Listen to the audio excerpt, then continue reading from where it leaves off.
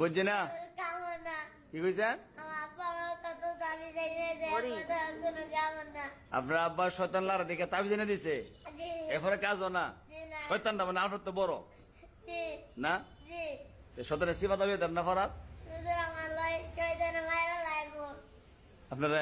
জি আমার একবার পরে শয়তানে মায়েরা লাগছে আপনার বরাবর শয়তানে মারে লইছে, জি শয়তানে মারে না আজরাইলে মারে। শয়তানে জান কবজ কে করে? আজরাইলে জান দেখো শয়তানে।